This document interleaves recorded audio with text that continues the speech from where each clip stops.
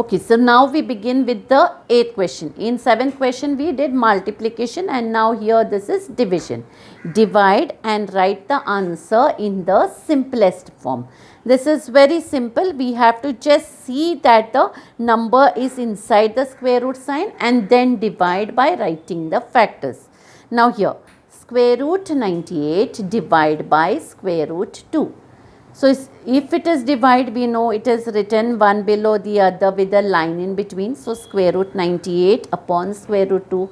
Next step is what? Since both are square root, we put one big square root sign and write both the numbers inside. It is very important to see this full number is inside the square root sign.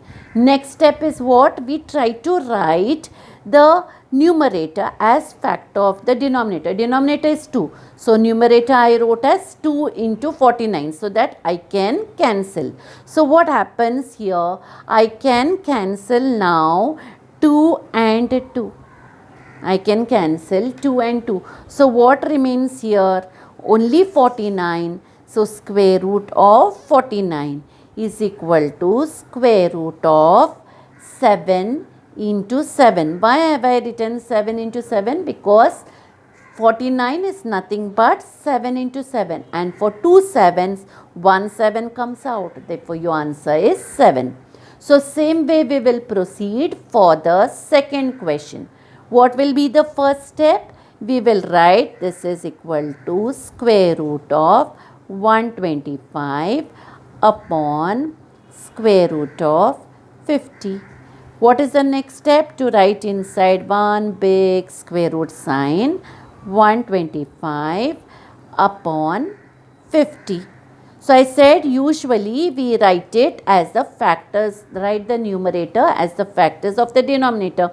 But 125 is not a multiple of 50. So what we will do? We will write as multiples of 25. So this becomes square root of 25 into 5, and this becomes 25 into 50 is 25 into 2. So what happens now? This will cancel. 25 and 25 cancels. What is left now? 5 upon 2. Therefore this is square root of 5 upon 2. Okay, this will be the final answer. You don't have to write this. This will be square root of 5 upon 2. See that you take the square root sign right till down. Okay.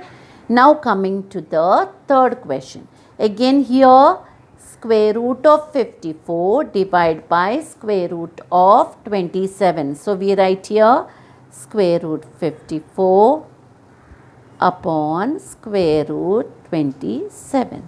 Next step is what?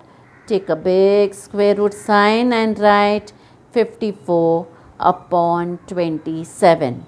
What is the next step? Write 54 as a multiple of 27. So what is 54? 27 into 2. What is 27? We write it as it is because here I have written it as a multiple of 27 only. Now what happens? This 27 can cancel. So what is left now? Only square root 2. So my answer will be square root 2. So I can get the answer here itself. So I don't have to write this. This will be just square root 2. Okay. Now we will go to the fourth sub question. Fourth sub question, square root 310 divided by square root 5. So I write this as square root of 310 upon square root 5 is equal to square root of 310 upon 5 is equal to, now I have to write 310 as factor of 5. So 5 into 5 goes in 31, 5 6 are 30.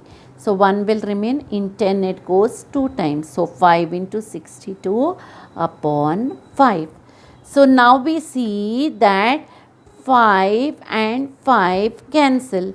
So what is left? Square root of 62. If I write square root of 62 as its factors, it will be square root of 2 into 31. Can I have any pair of similar numbers here?